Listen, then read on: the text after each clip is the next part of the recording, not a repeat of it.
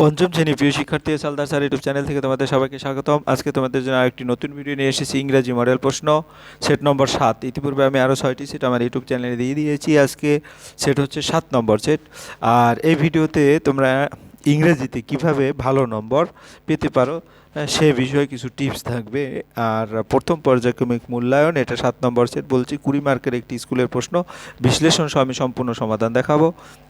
এই দেখতে পাচ্ছ তোমরা 7 নম্বরের যে সেটটার, এখানে প্রশ্ন আছে, রিডিং কম্প্রিহেনশন আছে, চুজ দি কারেক্ট অ্যান্সার, এরকম করে বেশ কিছু প্রশ্ন আছে। কিন্তু শুরুতেই তোমাদের একটু ভিন্ন কিছু প্রসঙ্গ নিয়ে কথা বলবো। সেটা হচ্ছে আসলে ইংরেজিতে 100 মার্ক তোলে যারা ভালো রেজাল্ট করেছে তাদের একটি দৃষ্টান্ত দেবে। এখানে কুন্তল সিংহ মহাপাত্র যেমন 2021 সালে ফার্স্ট হয়েছে, 2022-এ সেকেন্ড হয়েছে, কৌশিকী সরকার 2023-এ থার্ড হয়েছে, অর্ক মণ্ডল 2023-এ সেকেন্ড হয়েছে, মাহির হাসান, এরকম করে বেশ কিছু স্টুডেন্ট এখানে দেখতে পাচ্ছ। দেবদত্তা মাঝি 2023-এ ফার্স্ট হয়েছে। তার নম্বর একটু আমরা দেখে আসি, তাহলেই বুঝতে পারবে যে ইংরেজিতে কীরকম নম্বর তোলা যাবে। দেবদত্ত 2023-এর প্রাপ্ত মার্কশিট প্রথম ভাষার মার্ক অর্থাৎ বাংলা 98, দ্বিতীয় ভাষার মার্ক অর্থাৎ ইংরেজি 100, গণিতে মার্কস 100, ভৌতবিজ্ঞানে মার্কস 100, লাইফ সায়েন্সে মার্কও 100, ইতিহাস মার্ক 99, ভূগোল মার্কস 99। তো আমরা যদি দেখি আসলে এটা 100, এটা 100, এটা 100, এটা 100, এটা 100, অর্থাৎ 60টি সাবজেক্ট,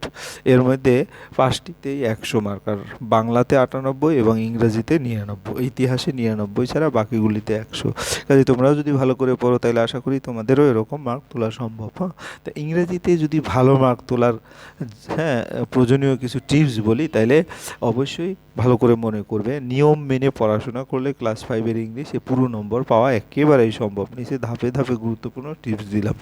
প্রথম টিপসটা হচ্ছে কি, টেক্সট বুক ভালো করে পড়া। আসলে যে কোনো স্টুডেন্ট যারা ভালো রেজাল্ট করছে সবাই কিন্তু বলবে যে টেক্সট বইয়ের বিকল্প নাই, টেক্সট বইটা ভালো করে পড়তে হবে। প্রতিটি লিসন জোরে জোরে পড়ো, নতুন শব্দ মিনিং খাতায় লেখো, প্রতিটি প্যারাগ্রাফে নিজের ভাষায় অর্থ বোঝার চেষ্টা করো।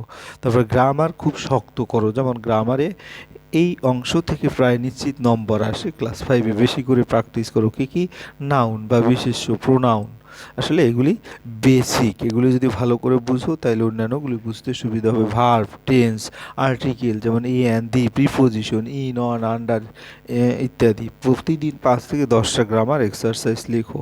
তারপরে ওয়ার্ড মিনিং ও অপোজিট সিনোনিম, প্রতিটি লেসন থেকে 5 থেকে 10টা ওয়ার্ড মিনিং লেখো, অপোজিট ওয়ার্ড লেখো, সিনোনিম মুখস্থ করো, ছোট সেন্টেন্স বানিয়ে লেখো।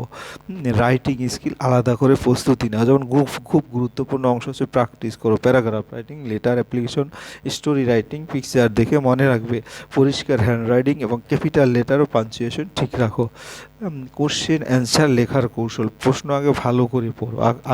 আগে কিন্তু তোমাকে প্রশ্ন পড়তে বলা হয়েছে, প্রশ্নটা আগে ভালো করে, ডাইরেক্ট অ্যান্সার আগে, তারপর এক্সপ্লেনেশন, ফুল সেন্টেন্সে উত্তর লেখো। বানান বা স্পেলিং ভুল করবে না। প্রতিদিন পড়ার রুটিন, দিনে মাত্র 30 থেকে 40 মিনিট যথেষ্ট। 15 minute reading, 15 minute grammar, 10 minute writing. পরীক্ষার সময় স্মার্ট ট্রিক, আগে সহজ প্রশ্ন করো, অ্যান্সার সুন্দর করে নম্বর দিয়ে লেখো, সময় শেষ হওয়ার আগে উত্তরপত্র আবার দেখে নাও। রিডিং স্কিল সহজ, সবচেয়ে সহজ নম্বর কী করবে, আগে প্রশ্নগুলি পড়ো, তারপর প্যাসেজ পড়ো, প্রশ্নে যে শব্দ আছে প্যাসেজ সেই শব্দ খোঁজো।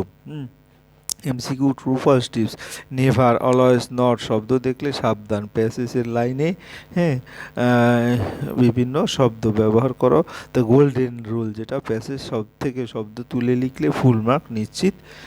তারপর মনে রাখবে, নিয়মিত পড়াশোনা, লেখা, প্র্যাকটিসেই 100 মার্ক নিশ্চিত করবে। যাই হোক, এই ছিল তোমাদের টিপস। এবারে আমরা সরাসরি যাব ভিডিও পূর্ণাঙ্গ অ্যানালাইসিসে। কিন্তু প্রথমেই বলবো, তোমরা যারা এখনও আমার চ্যানেলটিকে সাবস্ক্রাইব করোনি তারা এখনই চ্যানেলটিকে সাবস্ক্রাইব করে বেল আইকনটি প্রেস করে দাও এরকম আরও অনেক ভিডিও পাওয়ার জন্য।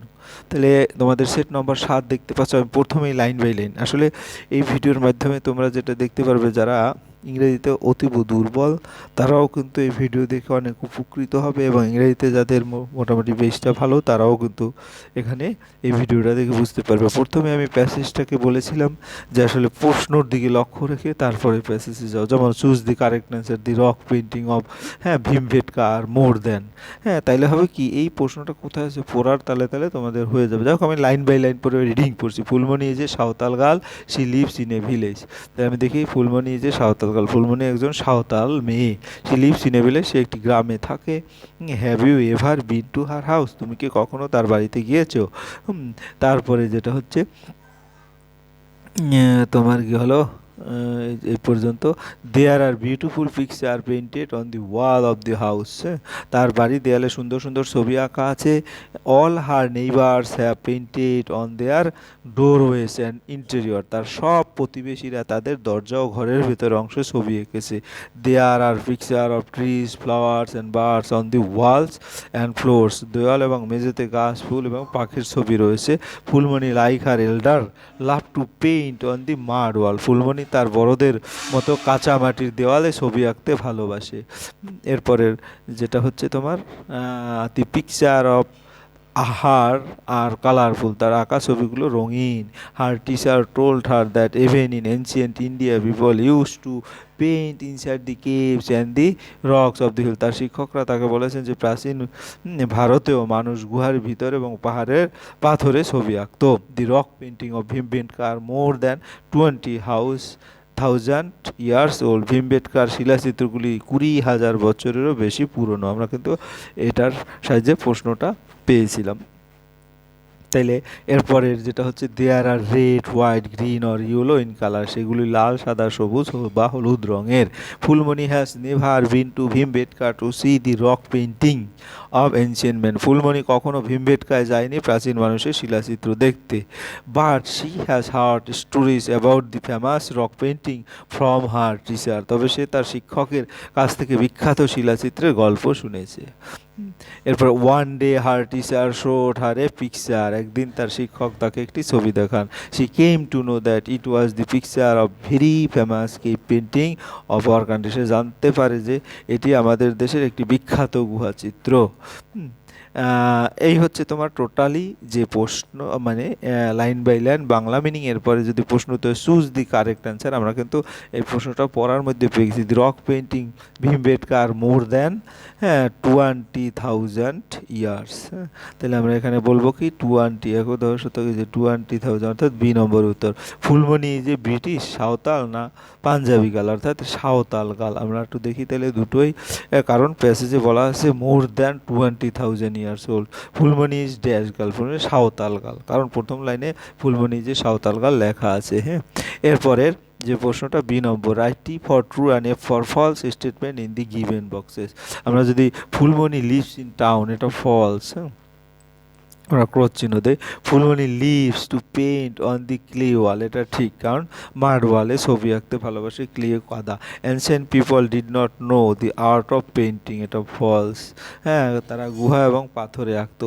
Phulmoni knows about the famous cave painting of our country, এটা ট্রু, শিক্ষক থেকে শুনেছে। যাই হোক, এরপরে আমরা চলে যাব সি নম্বরে, complete the following sentence with the information from the text. আসলে Santhal loves to paint their house with, এটা কিন্তু সরাসরি বই থেকেই কিন্তু নেওয়া আছে, ঠিক আছে? তোমরা ভালো করে দেখলে আমরা দেখতে পাই Santhal lives to paint their house with trees, flowers and birds, গাছ, ফুল এবং পাখির ছবি। From her teacher Phulmoni has heard stories about the famous rock painting, বিখ্যাত শিলাচিত্র। তাহলে বিখ্যাত শিলাচিত্র, এভাবে দুটি প্রশ্ন, সেই নম্বর উত্তর দিয়ে answer the following question in is complete sentence. Who is Phulmoni? Phulmoni is a Santhal girl, Phulmoni একজন সাঁওতাল মেয়ে। তারপরে which picture are printed on the walls and floors by Phulmoni's neighbour?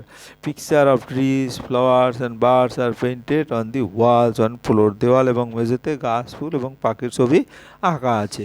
এরপরে আমরা চলে যাব পরে যে গ্রামার অ্যান্ড ভোকাবুলারি যেটা আছে 2 নম্বরে, fill in the blank with appropriate article. তাহলে আমরা সবাই কম বেশি আর্টিকেল জানি, এ অ্যান্ড দি। তাই my sister is a university, এখানে এ ইউনিভার্সিটি হবে কেন? আসলে ইউনিভার্সিটি শব্দটি ইউ দিয়ে শুরু হলেও উচ্চারণ হয় ইউ ধ্বনিতে, তাই এ বসে, অর্থাৎ সে কনসোনেন্টের মতো উচ্চারণ। I have an umbrella, I have an umbrella, ঠিক আছে? আমব্রেলা শব্দটি স্বরধ্বনি উ দিয়ে শুরু হয়েছে, তাই অ্যান হয়েছে। এরপরে যদি আমরা দেখি তিন নম্বর, change the singular number of the following words into plural number. ম্যানটা কি হবে?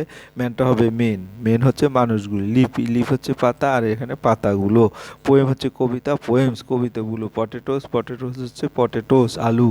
হ্যাঁ, গ্রামারের রুল, মেন হয়ে যায় ইরেগুলার, আর যদি এফ বা এপি থাকে তাহলে ভি আছে, লিভস।